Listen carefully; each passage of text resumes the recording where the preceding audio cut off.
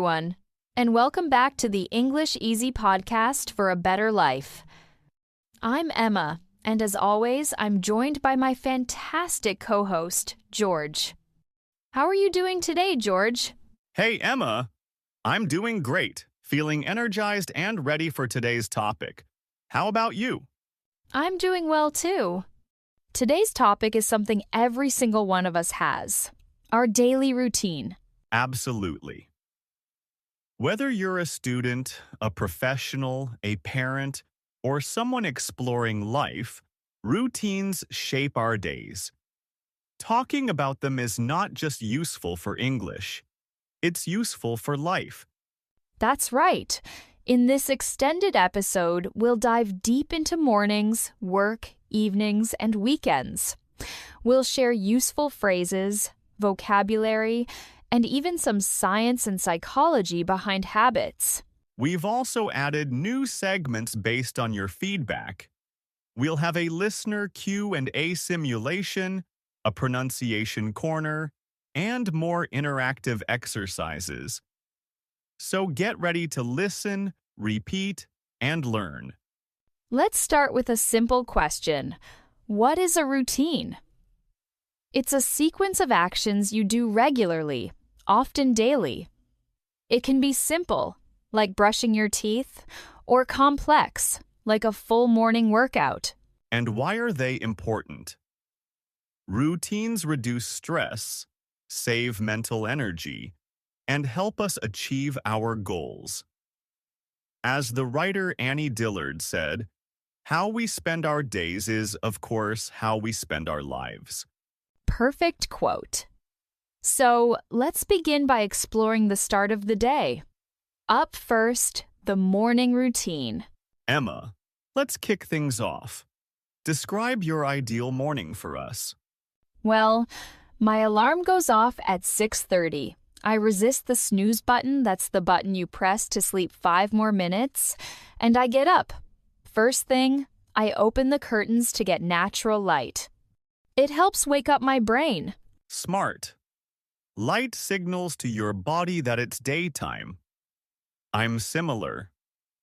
I wake up at 7, but I don't check my phone for the first 30 minutes. It's my no screen time. That's a great habit. After I get up, I make my bed. It's a small task, but it gives me an instant sense of order. Naval Admiral William H. McRaven famously said that if you want to change the world, start by making your bed. I love that. It's about that first accomplishment. Then I hydrate. I drink a big glass of water. Our bodies are dehydrated after sleep. Yes. Then comes some light movement.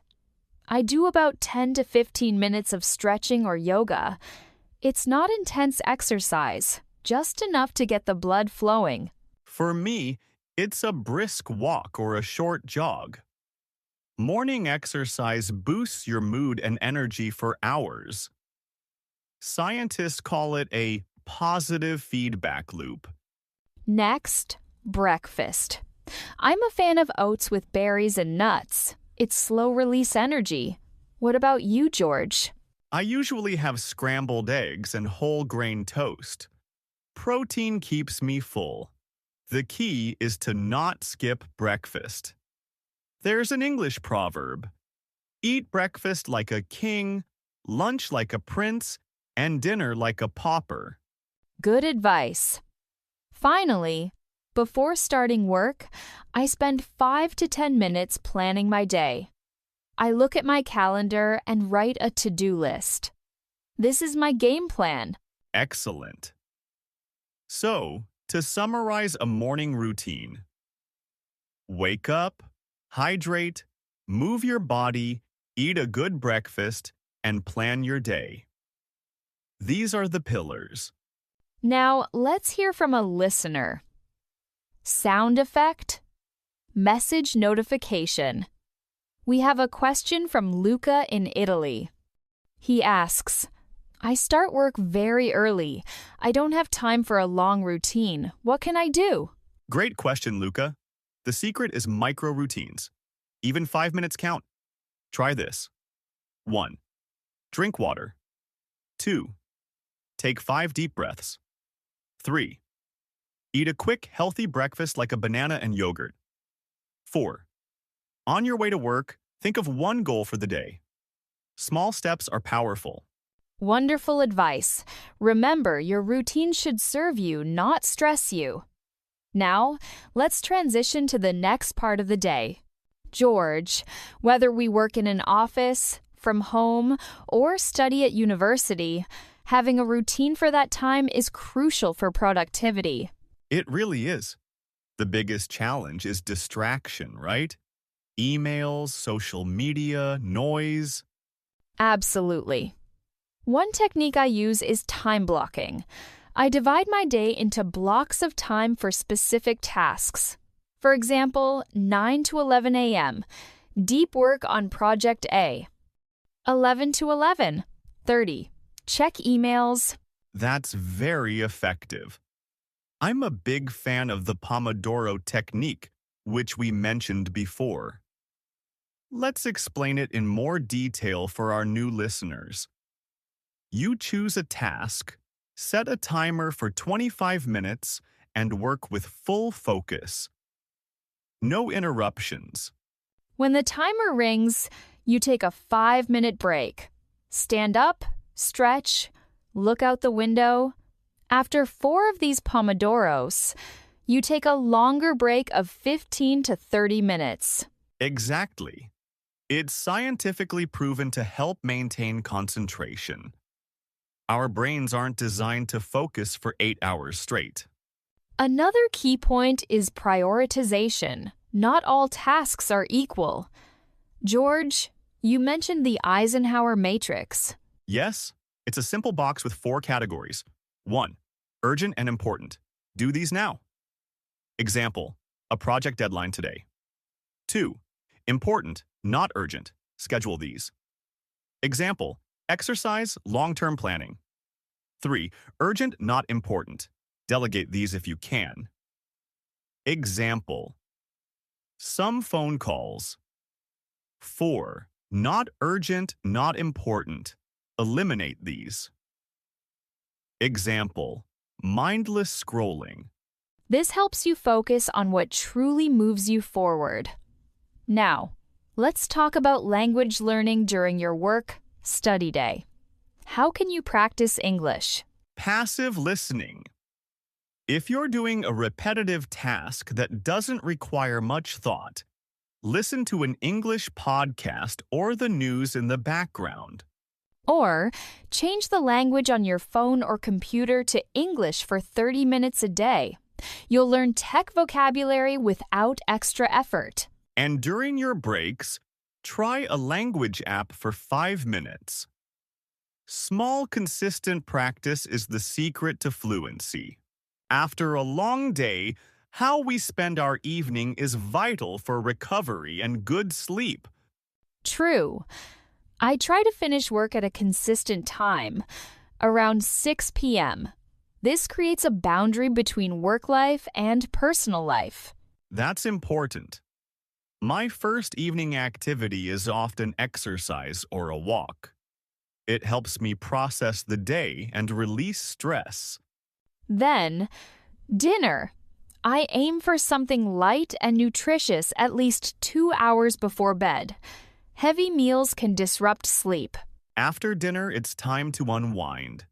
This is the key to a good night's sleep. I have a digital curfew. No screens, phone, TV, laptop. 1 hour before bed. Me too. The blue light from screens tells your brain it's daytime. Instead, I might read a book, a real paper book, listen to calm music, or journal. Journaling is fantastic. You can write 3 things you're grateful for, or simply reflect on the day. What went well? What could I improve tomorrow? That's a growth mindset. My final step is a small preparation for tomorrow. I lay out my clothes and check my calendar. It makes the morning smoother. Brilliant. And then sleep. Aim for 7 to 9 hours. Sleep is when your brain cleans itself, stores memories, and repairs your body. It's not lazy, it's essential. Think of sleep as the most important appointment of your day. Well, George, routines aren't just for weekdays. Weekends are a chance to have a different, more relaxing rhythm. Definitely. I try to sleep in a little, but not more than 1 to 2 hours later than usual. Keeping a rough sleep schedule prevents the terrible Monday morning feeling. Good point. I use weekends for things I don't have time for during the week. A longer hobby session, meeting friends for coffee, or exploring my city. It's also the perfect time for a weekly review. Spend 20 minutes on Sunday looking back at your week. What did you achieve? What are your top 3 priorities for next week? That's a pro tip. And what about when life disrupts your routine? Travel, illness, a busy project. The goal isn't perfection, it's flexibility. If you miss your morning workout, can you take a walk at lunch? If you work late, can you do a 5-minute meditation instead of an hour of reading? Adaptability is a skill. Perfectly said, a routine is a tool, not a prison. Let's build your language toolkit for describing routines. We use the present simple tense for habits. I wake up. She goes to work. We exercise. Key adverbs of frequency. Always, 100%. Usually, 80%. Often, 60%. Sometimes, 40%. Rarely, 20%. Never, 0%. They go before the main verb. I usually check my email first, but after the verb to be. I am always tired before coffee. Common sentence starters. 1. On weekdays, I typically. 2. The first thing I do is. 3. I tend to drink tea in the afternoon. 4. I make sure to call my family every Sunday. 5. Before I start work, I make a coffee. 6. Once I get home, I take off my shoes. Now let's do a listening and repetition exercise. Emma will say a sentence about her routine slowly. You repeat it after her. Then I'll say 1. Ready? I usually start my day with a glass of water and some stretching. I often take a short walk to clear my head after lunch. Good job. Now, let's deepen our vocabulary. We'll introduce 10 great words today. 1. Consistent. Always behaving or happening in the same way. Be consistent with your practice. 2. Productive. Achieving a lot. She had a very productive day. 3. Essential. Extremely important. Sleep is essential for health. 4. To unwind. To relax after stress. I need an hour to unwind after work. 5. To procrastinate. To delay doing something. Don't procrastinate on that report. 6. A to-do list. A list of tasks to do. 7. A boundary. A real or imagined line that marks a limit. Set boundaries between work and life. 8. A chore. A routine task, often boring. Washing dishes is a household chore. 9. To recharge. To regain energy. The weekend helps me recharge my batteries. 10. Efficient. Working well without wasting time, energy. Her filing system is very efficient. Let's get inspired. George, share a favorite quote about habits. From James Clear, author of Atomic Habits. You do not rise to the level of your goals. You fall to the level of your systems. Your daily routine is your system. Powerful. My favorite is from Maya Angelou. If you don't like something, change it. If you can't change it, change your attitude. This applies to routines too. If your routine isn't working, change a small part. And here's a science fact. It's a myth that it takes exactly 21 days to form a habit.